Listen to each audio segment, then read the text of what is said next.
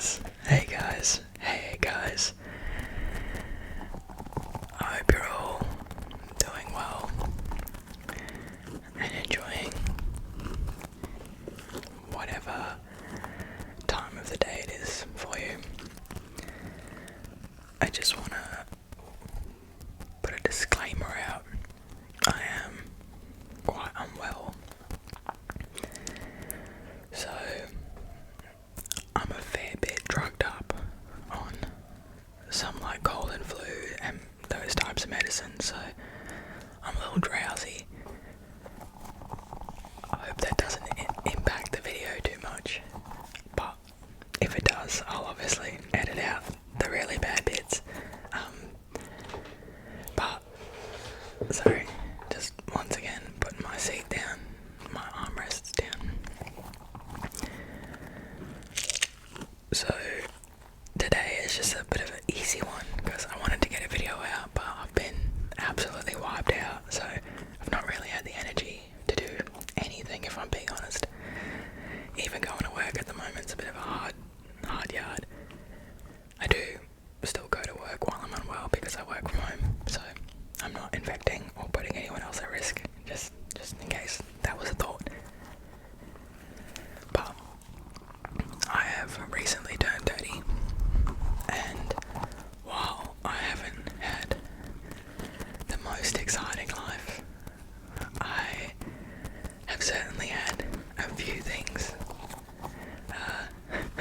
that I guess not even worth noting, but just could be discussed. So today I thought I would do a 30 facts about me for my 30th. So I won't ramble too much and I'll just get straight into it. I am going to try and just make some sounds along the way, just so that it's not my voice the whole time. But yeah, let's get into it.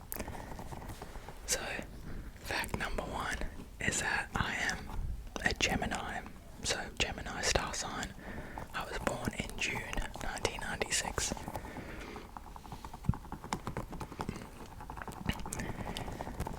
I didn't give star sign things a lot of weight, realistically, but I've started getting into it, and it's fun. Even if that stuff is just like kooky science stuff, it's still fun to just engage in, and some of the stuff makes sense. But, that's because it's fake, and it's supposed to fit with a lot of people. But anyway, so yeah, number 1, I'm a Gemini. Number 2 is that I used to dye my hair a fair few crazy colours.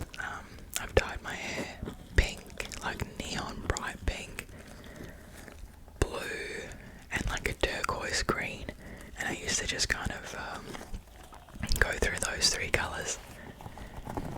It was a lot of fun, but when I got a bit more of a career going, I decided it would probably be best not to have crazy coloured hair. I still like to keep the mullet a little bit, which is potentially not very businessy, but I figured if it's my normal coloured hair, then maybe I could get away with it. So number 3 is that I am originally from South Africa, as I'm sure some of you know, but I've actually lived in Australia for longer now than I grew up in South Africa. So I left when I was 13, and I am now 30. So it's been a hot minute. I'm very proud to call Australia my home. Number four is that I got my tonsils taken out when I was quite young. I think I was like 11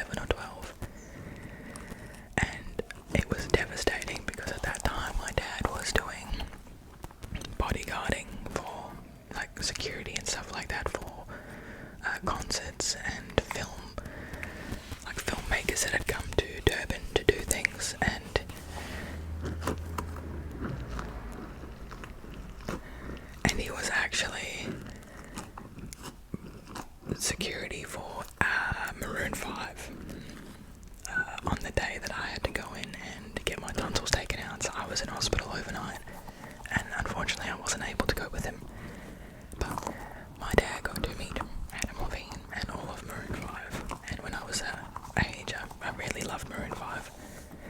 So I was devastated. But yeah, but that was a cool almost, you know. Number 5 is that I only have one piercing. I tried to pierce my ear when I was younger and it got mad infected, so I steer clear of one, piercing my own body, and two, any other piercings really. I just got my nose pierced and that was probably it, like, for me. I don't think I'll ever get anything else pierced. Fact number 6 is that, sorry, just say I'm reading the facts. I can't remember them, but I wanted an order so that I wasn't just repeating myself. So if you see me looking there, that's what I'm looking at. Fact number 6 is that I have 13 tattoos. One on my arm, and then the rest on my legs. I really like a leg tattoo, so that's kind of where my priority has been with getting my body tattooed. I will probably get the rest of my body tattooed throughout the years, but yeah, my legs were definitely, like, I want to finish my legs before I move up to anything else. Fact number 7 is that I only have one sibling, and she is 6 years younger than me. I actually really struggled with jealousy when she was born. I was a really unwell kid, not really, but I obviously got used to being the only kid for like 6 years. And then when my parents had my sister, I was, quite a jealous little kid. But it was so funny because I would be jealous when it was just us 4. So like my mum, my dad, me, and my sister. But if anyone else wanted to hang out with Nicole, which is my younger sister, and if anyone wanted to hold her or do anything, I was quite possessive about that as well. Like, well, not possessive, but maybe like protective. Like I didn't want anyone else to hold her in case they dropped her or hurt her or something. But then when it was just us at home, I didn't want a bar of her. I don't know, it was some fake bullshit at 6 years old. But it took me maybe a couple of months to like get through and process those emotions, and then she became my best friend. So that didn't last for long. Lucky for her. But yeah. The 8th fact, number 8 is that I broke my arm when I was 6 or 7. It would have been like, maybe just 6 or 7. At the same time my sister was born, basically. Like, she was a newborn when this happened. And I jumped off of a playground expecting to land on my feet. And I landed on a rock. And I obviously put my arms out to protect the fall. Pardon. And I unfortunately broke my arm. Funnily enough though, when my mum and dad came to pick me up, my arm was fine. Like, I was just waving it around and I was acting as if nothing had broken. So my mum and dad actually thought that I had just done that so that I could come home and hang out with them, with my sister, who was just obviously newborn. So they thought I'd faked it, and then maybe like 2 or 3 days later I was riding around on my scooter and I fell again, and this time my arm really hurt, like the same arm, and nothing was making it better. So my parents took me to the hospital. The hospital did an x-ray and they were like, oh, the arm's broken. And they were like, oh, okay, all good. And then the doctor was like, it's actually been broken for like 3 days. So I did actually break it when I jumped off the playground, but for some reason my pain tolerance just hadn't clocked that it was broken, and I was able to mess around for 2 or 3 days before I guess I properly broke it, and it hurt enough to need to go to the hospital. But yeah, but it was validation when my parents heard that it had been broken for 3 days, because I was like, there, see, I promise I didn't do this just to come home. But you know, I also probably would have believed that if I was a parent and my 6-year-old had like said they'd broken their arm, and then like an hour later we're like, running around, waving both arms around. Doesn't look very broken to me, buddy. So, fact number 9 is that I've had 2 dogs growing up. One was, the first dog was named Lucky, and he actually got bit by a snake at around 6 months old. So not only was that devastating for me and quite traumatizing, but the older I get, the more I can see the irony in his name. So Lucky was not too lucky, and I have never ever thought about naming a dog that ever again. That's bad juju. The second dog I had was named Stretch. Stretch was a miniature dachshund, so a sausage dog. And I named him Stretch because he was long. I thought it was cute. But he had a long and happy life. Stretchy did. Unfortunately, we had to leave him in South Africa when we flew over here to Australia, because the vets told us that he wouldn't survive the process, because it was a pretty long process. Like, they would have to be quarantined, I think, for 6 weeks before flying to Australia, and then once landing in Australia they'd have to be quarantined for another 6 weeks. So it's a long time and a lot of stress to put on quite a small dog, and the vet just basically advised against it. So that was devastating to have to leave him behind, but we got to leave him with my grandparents, so I knew he was looked after, and we got updates constantly. And yeah, it was really nice to feel like that level of comfort when saying goodbye to your dog. But yeah, it was really hard, and I miss him a lot. He's passed now, but yeah, he lived a very long and happy life, and he was a very cute little dog. He loved stealing bread from us. Like, it was the weirdest thing. I'll try and find some photos and maybe upload them here so that you can see what he was like, but he was such a little cutie pie.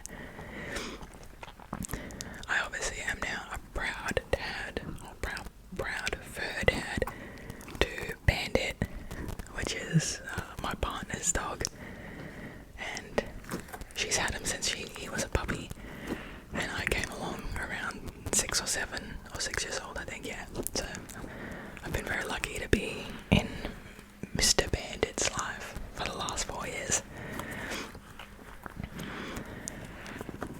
Fact number 10 is so some of these I'm not super proud of, but they are facts about me, so take it with a grain of salt. I am a reformed human being now, but when I was younger I really loved setting fires. I was a little bit of a pyromaniac.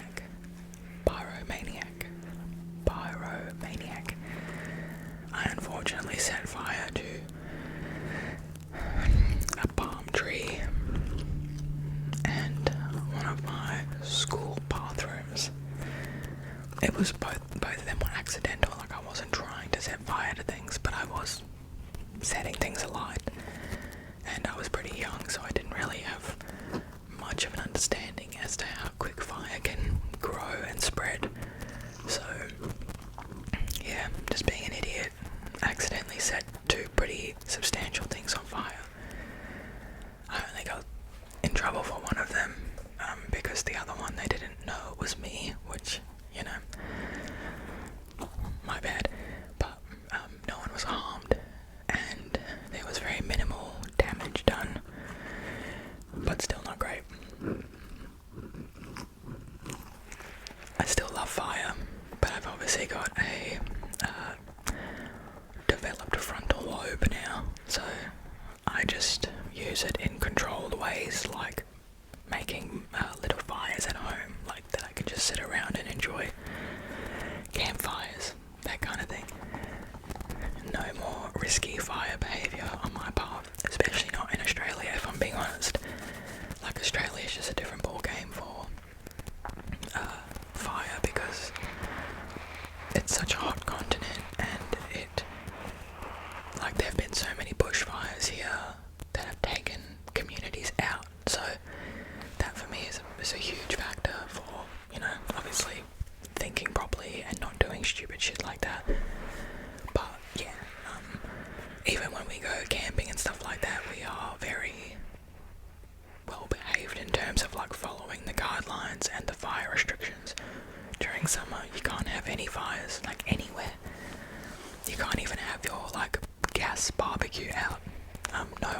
flames, nothing. Which, once again, is understandable. Like, Australia is prone to bushfires and they are devastatingly bad, so I completely understand being mindful of that kind of stuff. But yeah, back in South Africa, I unfortunately did set fire to a palm tree and a school bathroom. The school bathroom was just a tits up situation because I was only setting fire to the toilet paper and then dropping it in the toilet bowl so that it would go out. And accidentally, well, not accidentally, I was doing this intentionally. I didn't know that the paint in the bathroom walls was so flammable, and I held one of the pieces of paper pieces of toilet paper too close to the wall, and there was some of the paint like chipping away, so pretty dry, and it just caught alive, and it went up quicker than I could put it out. So I piss bolted out of the toilet and ran for help. And I lied to my teacher and I was like, I don't know what happened. I just walked into the bathroom and there were flames. Yeah, look, it's not my proudest moment, but I've since owned up to that and I told my parents that it was me. So they weren't super happy about it, but I guess they were like, yeah, okay, thanks for telling us now, I guess. But yeah, so a bit of a pyromaniac. No longer, but I used to be. Fact number 11. Fact number 11 is that I was in a workplace accident. I don't know if you can actually see it. I was very close to the mic, sorry. I don't know if you can see it, but this scar here is from a steel blade going through my hand. I was really new to the job and I was actually being trained on this machine, and the person who was training me should not have been training me because they did not know the machine as well as they should have. And basically I was setting something up and he didn't see that my hand was still there, and he went to test that I had set it up properly, and in doing that he didn't check with me, he didn't look to see where I was, and my hand was still under the blade, like lining up some plastic. And he just pressed a button that manually made the blade come down and went through my hand. It severed 2 tendons and was a pretty nasty cut, but I was very lucky to get a good surgeon in place and they repaired it pretty well. I have pretty much like all functionality back in my hand. The only thing I can't do is, I don't know if I'm gonna say, is extend my thumb all the way back. Like, see, this is my left hand. I can extend that pretty far, and this is basically as far as it can go without it like hurting. So yeah, there's that. Sorry, I had to pause that there because my dog was outside and he heard me talking to someone, you guys, and couldn't stand the fact that I wasn't talking to him, so he had to start making a ruckus.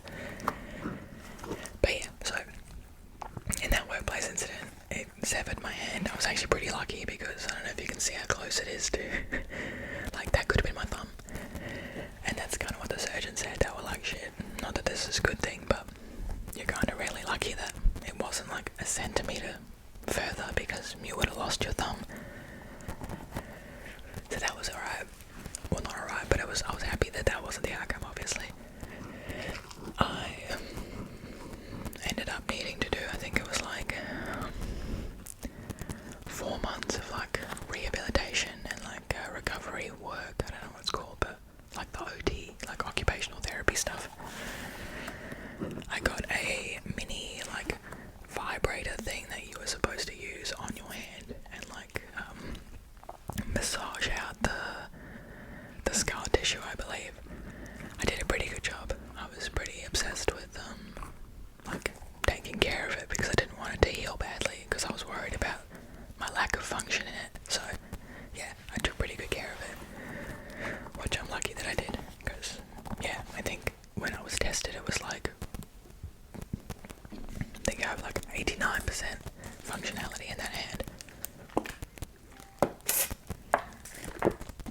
incredibly good. Like that's not a bad percentage of functionality, I've been told. So yeah, so that was fun. I was basically on line duties for 4 months while I recovered.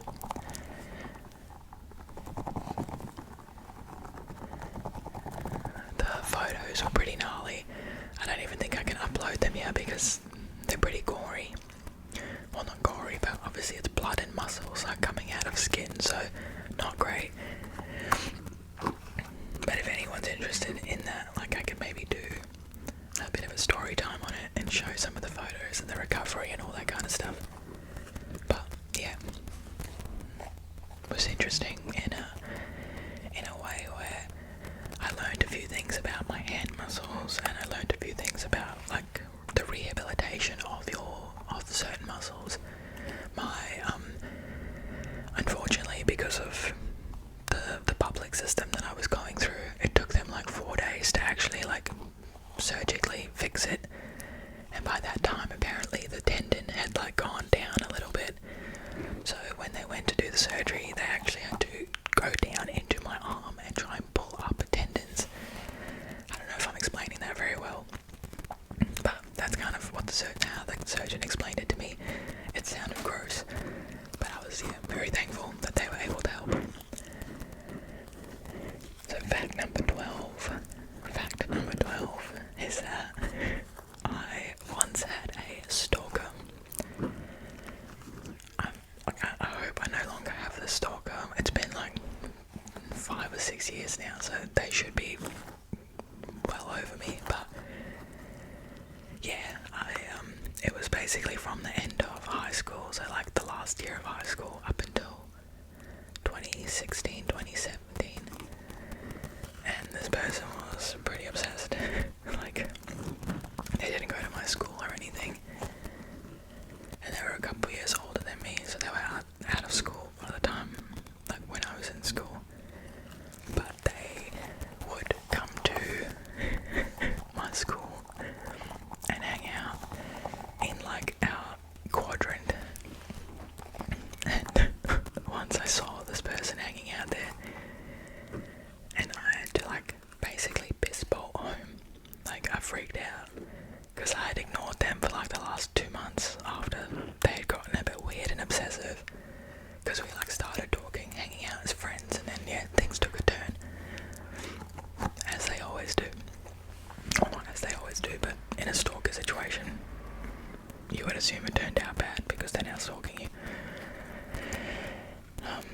But yeah, so this went on for a while before I threatened to get the cops involved, and I think they just realised how crazy and obsessive they were being, so they took a step back, and I've not had any issues since. But yeah, like this person used to rock up at my school and rock up at my other, like, because I used to go to a thing called TAFE in Australia, so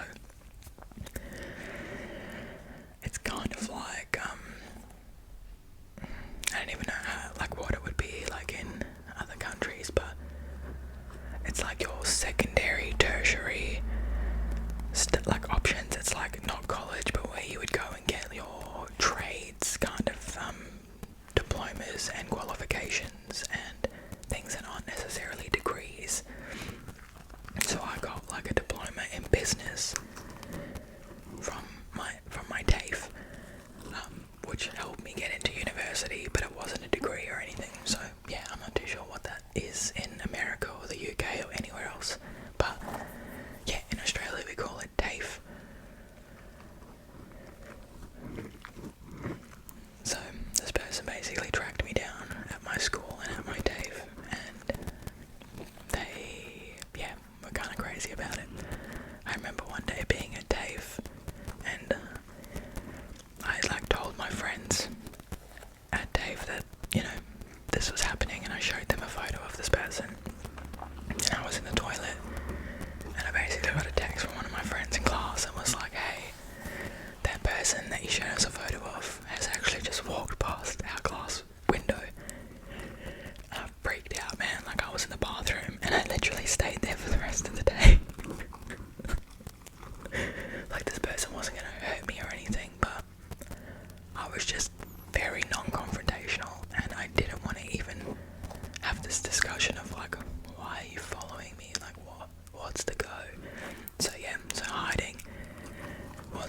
that was the answer for it apparently. But yeah, so they hung around my Dave all day, and I was just getting updates from my friends. And I think at around like 2:30 or 3 o'clock, like the time that the day was ending, or at least the Dave day was ending, they had apparently left and no one could see them. Yeah, no one could see them anymore, so I then came out and got my friend who had her license at that point to take me home, because I was like, I don't want to catch public transport. Like, what if she's waiting for me at the bus? So yeah, having a stalker isn't fun. I feel very lucky that it didn't end like super badly. Like, it just kind of ended with me messaging her and going, I'm gonna get cops involved. Like, what are you doing? We are not a thing. And that scared her enough to not have her do it anymore. But yeah, I know a lot of stalking situations have ended a lot worse than that, so I'm very thankful that that was kind of it. And it's been, yeah, like 5 or 6 years now, so I doubt it's still happening. And if they are, damn, they're doing it enough under the radar that I don't even know or care about it, so whatever. Okay, so damn, I'm not even halfway through. Sorry guys, I'll try and speed this up. Fact number 13, sorry. Fact number 13 is that I have traveled to 6 different countries. Now that's not a lot in comparison to some other people who, you know, have traveled the world, but I've always been a little bit scared of planes and like heights and stuff, so traveling wasn't always huge on my radar, but I've recently started getting over that fear, and exposing myself to it. You know, exposure therapy works. So yeah, I've been lucky enough to visit some different countries since then, and I hope to expand that list. But we will see, because it's now just up to the money side of things. But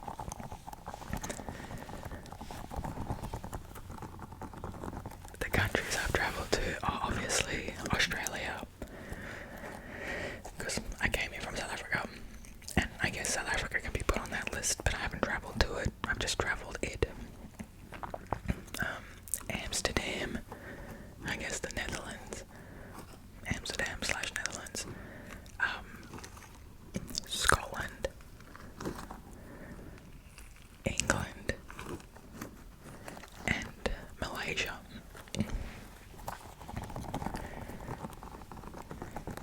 I'm definitely hoping to expand that. So yeah, we'll see in the next couple of years if I can add to that list. Fact number 14. Fact number 14 is that I own roughly 92 records. So vinyl records. I used to have more, but I had to sell some back in the day. I'll explain further along for another fact, but yeah. So currently rebuilding that collection, and yeah, I've got 92. And I say roughly because I've just bought a couple more, so I can't remember if I bought 4 or 5, so it's around that number. I'll hopefully do another video soon going through what I've just purchased, because I was pretty happy with those buys. Fact number 15 is my favourite shows, and they are Schitt's Creek, Criminal Minds, Brooklyn Nine-Nine, Taskmaster UK, Abbott Elementary, and RuPaul's Drag Race. So I never actually used to be a big fan of RuPaul's Drag Race. I struggled with some of it because I struggle with cringy content, and there is some of the content like that makes me cringe a little bit, and it's just because I'm not as extroverted as these people. So I think for me, I'm like, oh, I would just never do that. But props to the people who do, because it's impressive and so cool. But yeah, I got into RuPaul's Drag Race when my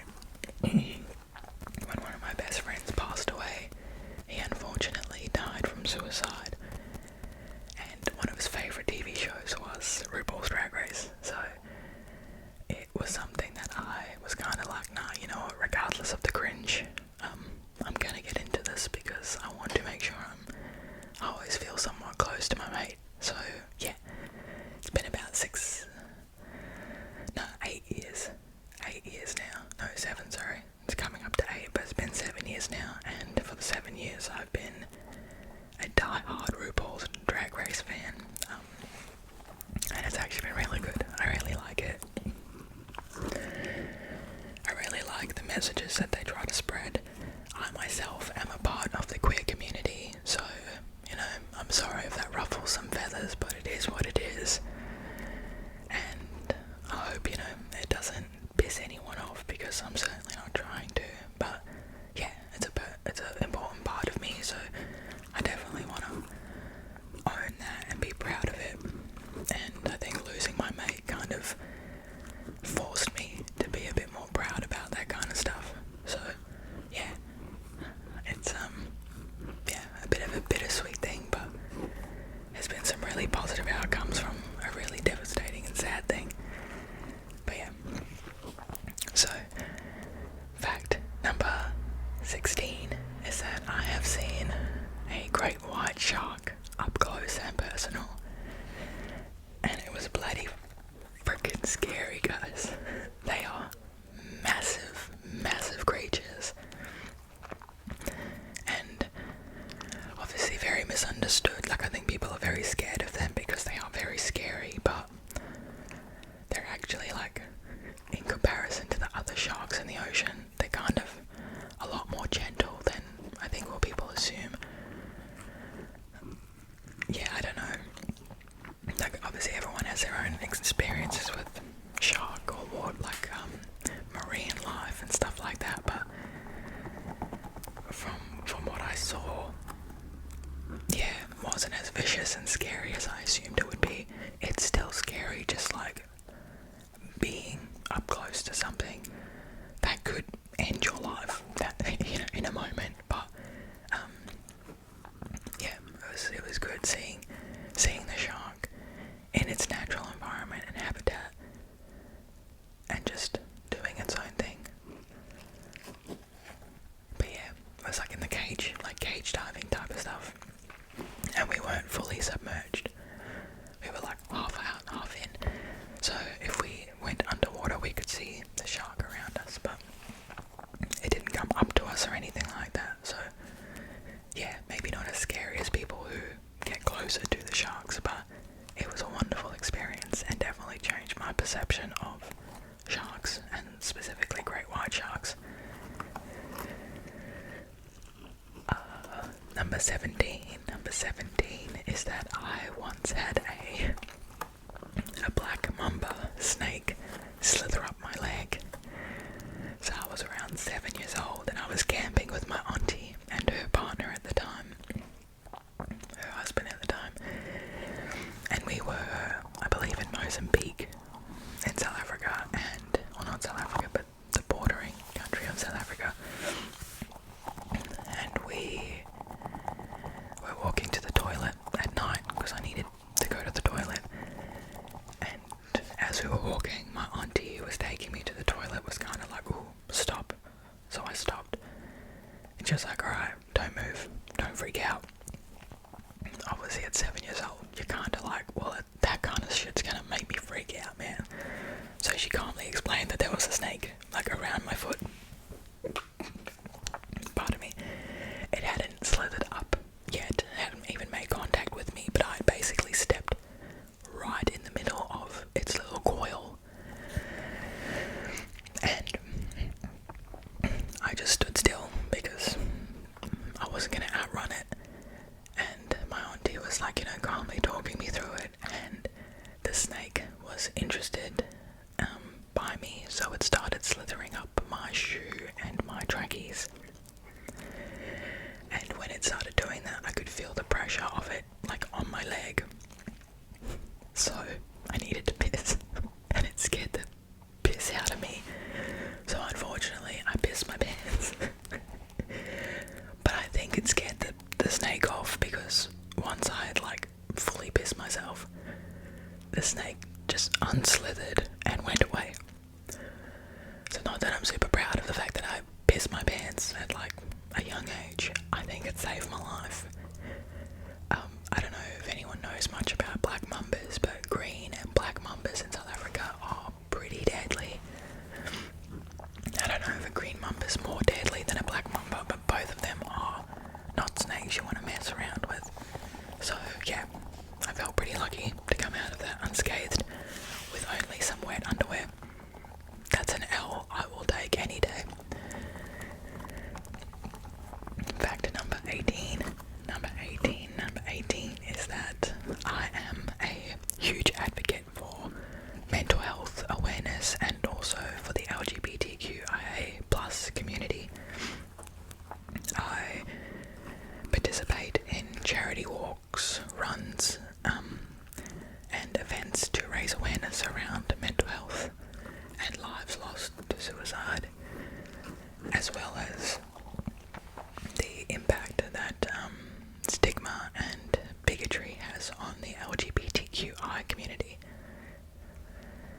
A lot of people suffer with mental health and suicidal ideation and stuff like that, but it's rampant in the LGBTQIA community because of the bigotry, because of the lack of understanding. So that is quite a huge passion for me. I will never stop advocating for my people. I will always listen to everyone and their point of view and always be respectful, but as long as that's also reciprocated. I have lost too many friends to mental health issues because of a lack of acceptance, and yeah, it's a huge passion of mine to make sure that I at least try to bring some more positivity and some more awareness for people who are struggling and maybe not as understood as they should be or accepted as they should be. So yeah, it's pretty big one for me.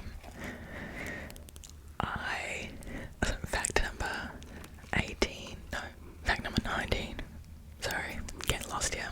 I'm also not wearing my glasses because they reflect the sun or the outside pretty bad. Like, yeah, I just didn't want that too much, so please bear with me. But fact number 19 is that I once passed out at a beach in a swell and had to have my dad and his mate pull me out, unconscious basically. And this was because I refused to eat before going to the beach that day. And it was a 42-degree day. My mum had told me to eat something. I didn't want to eat what we had in the house because I didn't like the milk. She had skim milk. I didn't want that with my oats, so I refused to eat. And because of that, I passed out in the sun, in the ocean, and I was lucky enough to be seen by my dad and his friend, because I'm pretty sure I was just being smacked around by the waves, so there would have been moments where I wouldn't have been visible to them. But yeah, so I have like a hazy memory of like being pulled out of the ocean and like, you know, someone trying to get my attention, and then just drinking a Coke, which brought my blood sugar level up, I'm sure. But yeah, I had to go to the hospital because of that, and they found out that I have an irregular heartbeat. So I had to have a couple of tests and everything from there. Everything turned out alright, just a little bit of an irregular heartbeat that I have to get checked like every year. There's been no issues since then, because I will eat and fuel my body accordingly when I'm going out now.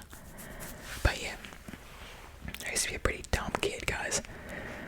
Like, just would never listen to my parents, thought I knew better, and it always turned out for the worst. Like, always. Like, my mum's a nurse, and I was arguing with her about the fact that I would be okay on an empty stomach at the beach in 42-degree weather. That's dumbass behaviour if I can't say so myself. So, fact number 20 is that I am 186 centimeters. So,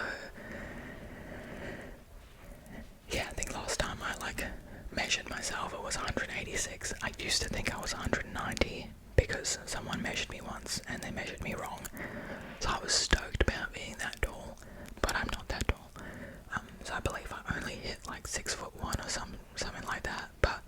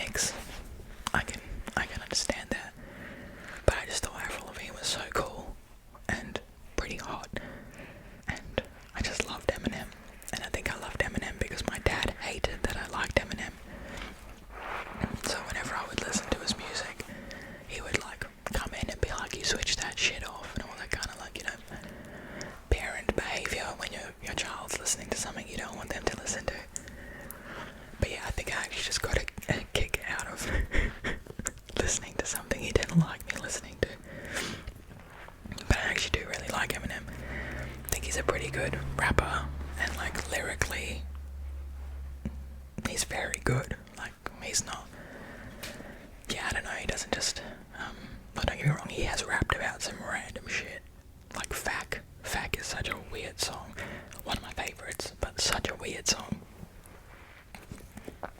But yeah, majority of his stuff has been pretty good lyrically. Alright, number 22 is that my favourite season is spring. So in Australia, I would say it's probably the best weather. Like, it's just a nice cool 25 degrees Celsius. Sorry Americans, I don't know what that is in Fahrenheit, but 22 degrees Celsius, 25, sorry. And the sun's always out, the breeze is always going, and you never feel too hot or too cold. And in Australia, I would say that's a bloody blessing. It's so warm in summer here. Like, the 40-degree weather feels like it's 50 degrees just because of the dry heat and the like blistering sun. It's, yeah, insane. I really struggle with it sometimes, but spring is perfect. Like, it's the perfect temperature. Alright, 23. Fact number 23 is that I was once caught up in a strike at my school in South Africa, and I had to call my dad to come and pick me up because I was in danger. Like, the whole school was in danger. Like, there were government, like people who worked for the government who were obviously striking for better conditions, better pay, all that jazz, and I was at a public school, so the fact that my teachers weren't on strike upset the strike movement, and they actually ended up going to all the schools that were still working, like, in the teachers and that, and they were just really just trying to, scare the teachers into going on strike. So I remember, like, having an actual Molotov cocktail thrown at, like, our window, because they thought the window was open, and it shattered the window, but the Molotov cocktail fell outside of the building and started a small fire. And in that, like, within all of that, I, like, ran to one of the, like, pay phones, because we didn't have phones on us during this time. I think I was in year, like, 4 or 5, no, maybe 5 or 6, and I called my dad. He was at work as a policeman, so he was like, alright, I'll be there soon. I think he then called my grandparents because they were closer to us to come and get me and my cousin who went to the same school. So my dad was like, alright, go and get your cousin, go and wait for your gran and grandpa at this position, like in this place. So I did that. And listen guys, South Africa's not a safe place. I don't know about it anymore, but it certainly wasn't when I lived there. And when I got my cousin to the place that my dad told me to wait, a van pulled up, opened the door, and tried to put my cousin and I in the van. So we almost got kidnapped. Luckily enough, my cousin is a pretty rowdy dude, so he was just yelling and screaming and like, just like, we don't know them type of vibe. Which, you know, lucky for me, because I was just shocked. I was just like, oh, what do you guys want?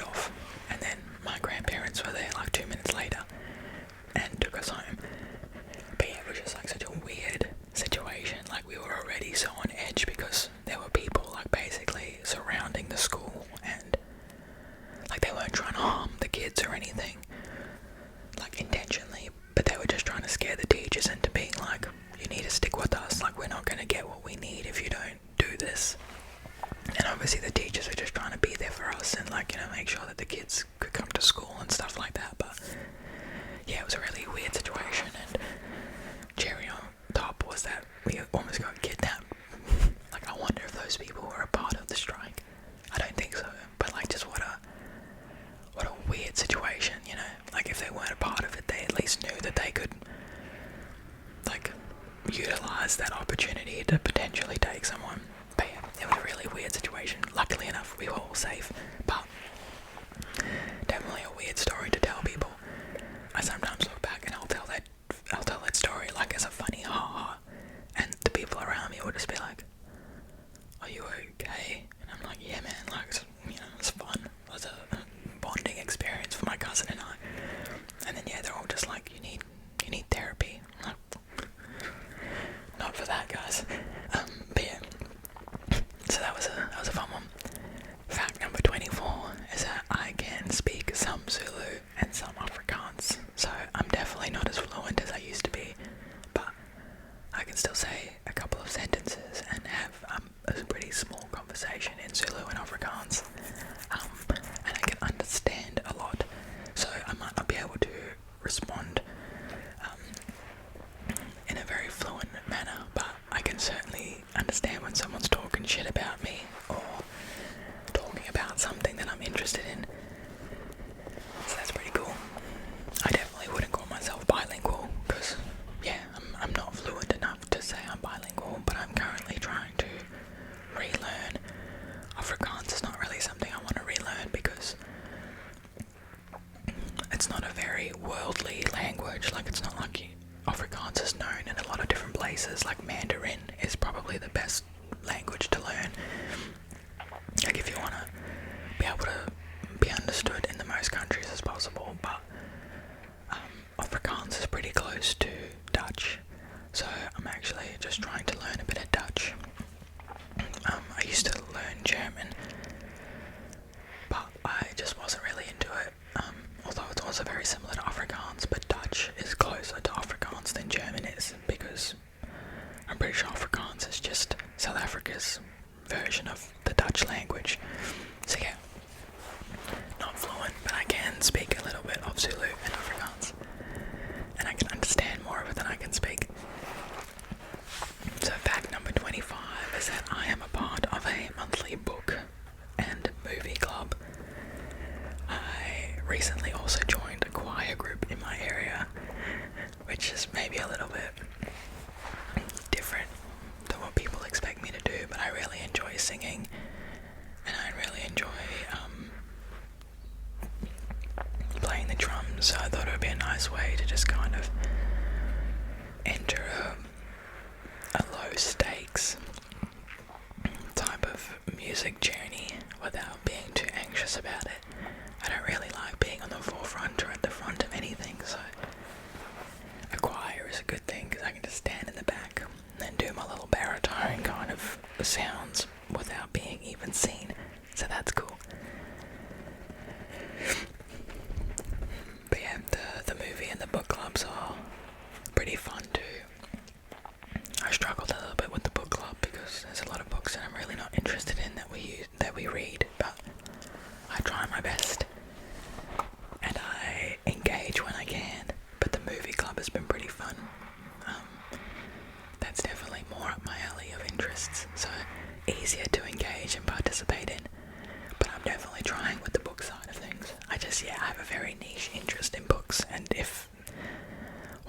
when the book club chooses books, it's usually a lot of like fantasy type of stuff, and I do struggle with fantasy. I'm not 100% sure why, but it's just, doesn't tickle my fancy as much as other things do. So that's been an interesting one to kind of push myself into. So fact 26 is that I don't so much anymore, but I used to, and I still do it every now and then, but I volunteer with homeless organisations quite a bit. So these are organisations and non-for-profit kind of companies and orgs that are there just to help people who are down on their luck and don't have a home. So they will prepare like food packages and care packages and assist with housing when and if they can. Like, that's just up to demand though. Like, unfortunately not everyone can be housed, but at least if we can give them a hot meal or some basic necessities so that they can feel somewhat human during such a shitty experience, yeah, it's worth it. And that's been a really fulfilling kind of thing to do. It's very upsetting, don't get me wrong, and quite eye-opening to hear people's stories. Like, homelessness really is just, like, it could happen to any of us, man. That kind of thing, like that and disability are really the two things in life that it's just never a definite that it's not going to happen to you. I spoke to a man who used to be a borderline millionaire, like a millionaire, and unfortunately things just went so wrong for him, and he lost his job because the job he was working for wasn't doing things the right way or whatever, and he ended up going from living in like a mansion to him and his wife and his kids all living in his car on a church grounds, because that was the only place that would let him stay there without charging an exorbitant amount of money. So yeah, so like that's just one experience. There's so many more. You know, there's women who are escaping domestically violent relationships and don't have anywhere to go. So everyone's story is different, but I think all I take away from this is that it really is just like one change of a circumstance could change your life, and not in the best like ways possible. So it's been, yeah, very important to me that we kind of continue to engage and help out when we can. You know, I know there's a huge kind of divide between giving people that are unhoused money because they might use it on drugs or whatever, and I don't really care. Like, I've no experience in it, but I can only imagine being homeless is one of the most devastating and depressing things you can ever experience. And if $20 is going to help someone get by the night because they're high on drugs or because they're drinking or whatever, I don't really care. Like, in this day and age, you wouldn't even be able to get a proper filling meal for $20. You wouldn't be able to stay somewhere overnight for $20. So, yeah, I have very little and no judgment, if I'm being honest, about how people who are unhoused choose to spend the money they're given, because yeah, it's just not an experience I've ever been through, and I certainly don't want to judge when I've spent money on worse things. You know, like I've also spent money on drugs and alcohol and things that probably shouldn't have. So who am I to judge, especially when someone's experiencing something so horrible like homelessness. But anyway, I digress. Fact number 27 is that I have met a fair few band members from not only attending concerts and festivals, but also like working there, like volunteering and stuff. So I've actually ended up meeting a fair few members of the 1975, with Matthew or Matt Healy being the main person that I think people are like, whoa, he's a bit of a dickhead now apparently, but yeah, when I was younger, meeting him was cool. And I've met all of the Amity Affliction band members. Now, when I say all of them, I mean the band members circa 2014.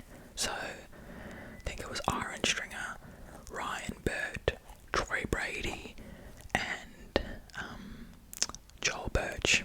So, that was pretty cool.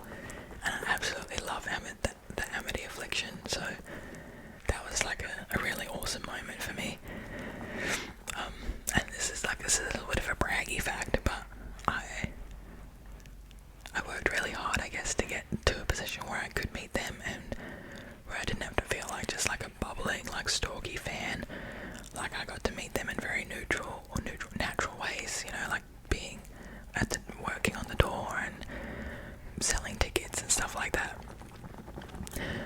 I was also able to meet the main lead singer of La Dispute, and I believe his name is Jordan something.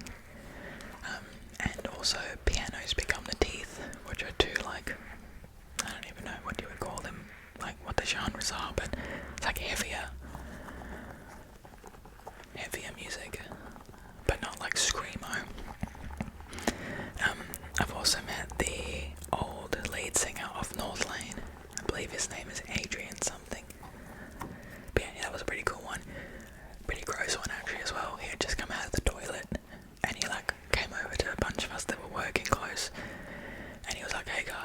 because we were obviously like, whoa, that's Adrian from North Lane. And he came over, kind of had a chat with us, and he went to shake our hands, and his hands were wet. Now he just come out the toilet. So for me, I was a little bit like, I really hope that's because you had washed your hands, brother. Yeah, I didn't do anything like sniff my hand to see and make sure, but I just went and washed my hands pretty quickly afterwards. But it was just a weird, like an unexpected sensation, like you're shaking someone's hand and then you can literally just feel like a moisture. Yeah, nah, that ain't it. Like, if that was him, his hands washed, he could have at least dried them a little bit. Or, you know, told us and been like, oh, sorry guys, my hands are a bit wet. I don't know.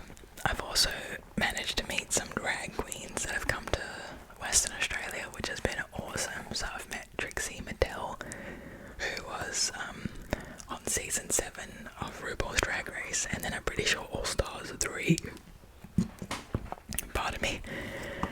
Yeah, on All Stars 3, and I think she won that season. But Trixie and Karcher are like a pretty famous duo from Drag Race. And yeah, meeting Trixie was pretty cool. She's really down to earth, considering how famous she is, like, in the drag community. I also met Bosco and Irene the Alien, which was pretty cool. I'm a huge Bosco fan. I think she's incredible. And they were just so hot, like in person, it's insane. But yeah, so it's pretty cool meeting some famous people, celebrities or whatever, especially when they're down to earth and they're nice. It's just not something you expect from people who are celebrities, I guess. So yeah, always nice. Alright, fact number 28. 28 is that I once won a tug of war where it was just me versus 10 other people. And these people weren't small, but my quads are pretty damn strong. So yeah, not that that's like a super notable fact, but it was certainly one that I'm still proud of to this day. Like, I think I was like 21 or something. And yeah, we were doing like an at work like sports day, and I was basically just dared to do it because I was like, yeah, you know, I'm pretty good at tug of war. And some other dude was like, oh really? Like, oh yeah. So I was like, yeah man, like, I like it. I think it's pretty fun to play or to do. So he was like, alright, me versus, like, us all versus you. And I was just kind of like, yeah, okay, like, I doubt I'm gonna win. Like, there's 10 of you against 1. Like, that's, you know, of course I'm not gonna win that. And I ended up winning it. I got a $100 gift card for that. I didn't even know that I would get that, but yeah, I ended up getting some money out of it, so I was like, hell yeah. But yeah, so not a super, like, woo fact, but one that 9 years later I still think of, and I'm like, yeah, fuck that guy, because it was just a dick swinging contest, and he lost, embarrassingly. I didn't really like the guy. I think that's why I'm proud of it. He was just a misogynistic asshole, to be honest. Like, he spoke down to all the women in the office, and he always made really, like, microaggression jokes about minority communities, you know, talking about people being, like, people who are gay being too loud or too out there, and women being too sensitive and emotional. I was like, oh man, I just can't be arsed with your bullshit. Alright. Fact number 29 is that the number one thing on my bucket list is to visit Canada and to see all the national parks in Canada. Mainly Banff National Park. That's obviously probably one of the biggest ones, but I don't think I've ever seen a photo of a national park in Canada and not just been absolutely in awe and, like, speechless about how beautiful it is. So yeah, I would very much like to see that and experience it firsthand. Okay, so the last one is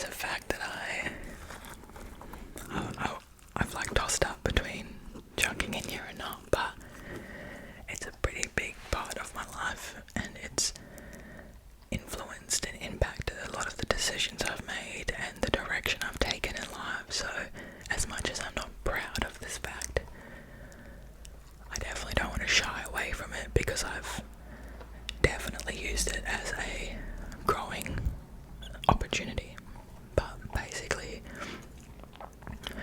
I have been to prison. When I was like 21, I got caught up in some pretty bad drug things, and I ended up serving time in prison for those things. Once again, not proud of it at all, but I used that kick up the bum to, really reflect on my life and my choices, and I found a pretty big passion when I was in prison for helping people. Like, I would actually help a lot of the inmates in there prepare their appeals for the courts and stuff, and I helped a few people get lesser sentences and stuff like that. So while it certainly wasn't a good thing and not something I'm proud of, I feel I am just proud of how I bounced back from that and how I decided to rehabilitate myself and move forward in a life where I didn't necessarily shy away from what I had done, but I made sure I was never going to be in a position to do that stuff again. So yeah, it's a big story, and if this isn't received poorly, I am more than happy to do a story time on it. I'm a pretty open book about it. Like I said, I use the experience and the mess ups that I did as a growing opportunity and an opportunity to be better than I was then. But yeah, obviously people will have their own preconceived ideas and opinions on people who serve time in prison and for people who are criminals. So yeah, it's a tricky one, and I respect everyone's opinion around it. I don't expect people to just, take me in with open arms, because everyone's gonna have their own opinion on it and their own bias in these things, on these things, sorry, and that's perfectly okay. I don't expect special treatment. I don't expect anything really. Just if you don't like it, just not to leave anything hateful or be hateful about it. You can just happily unfollow or not engage with my content. But I'm very passionate about the prison system and rehabilitating and giving people second chances and looking at the reasons as to why people end up in prison, because from my experiences there are a lot of people in prison, and this is not for me. Like, unfortunately I was exactly where I needed to be to be better and to change and stuff, but when I was in there I saw a lot of people with like realistically with intellectual disabilities who didn't even understand what they had done. And I think it just showed like how blasé the prison system is and how easy it is to just chuck people away into a system that won't actually help them get better, and in fact would just influence and impact them to do more negative things and to be more of a menace to society when they're released. So that's also probably a huge passion of mine, is looking at like the prison system reform. And I agree, I think there's a space for prisons in our society, but certainly not the way that they are structured at the moment. I think the recidivism rates are too high for us to think that the current system is working. And I think if we were to look at like the Scandinavians' prison structure, they've only got like a 30% like prison population, because there's just so many social and societal like things in place there that help prevent going to jail. So yeah, once again, not proud of it. Certainly not something I'm like, yeah, everyone should do this and everyone should experience it, because that's definitely not the case. It was probably some of the worst times of my life being in prison, but what I was able to do with that knowledge and with everything I kind of learned and took away from it, I was able to better myself and to do things that I didn't think I'd be able to do